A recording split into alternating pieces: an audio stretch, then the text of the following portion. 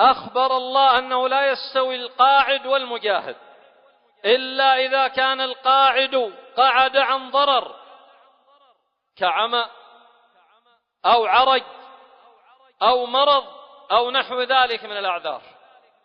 قال الله سبحانه: لا يستوي القاعدون من المؤمنين والمجاهدون في سبيل لا يستوي القاعدون من المؤمنين غير أولي الضرر والمجاهدون في سبيل الله بأموالهم وأنفسهم.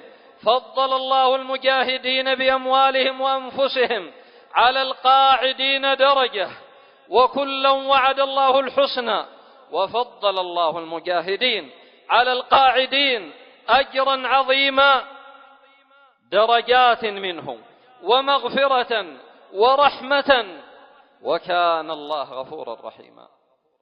لا يمكن أن يستوي من هو قاعد بدون عذر ومن هو مجاهد في سبيل الله. افتخر أناس بخدمتهم للبيت الحرام وسقايتهم للحجاج وقيامهم على الشعائر، فذكرهم الله أن الفضل الحقيقي في الجهاد في سبيل الله. أجعلتم سقاية الحاج وعمارة المسجد الحرام كمن آمن بالله واليوم الآخر وجاهد في سبيل الله. لا يستوون عند الله، والله لا يهدي القوم الظالمين الذين آمنوا وهاجروا وجاهدوا في سبيل الله بأموالهم وأنفسهم أعظم درجة عند الله، وأولئك هم الفائزون.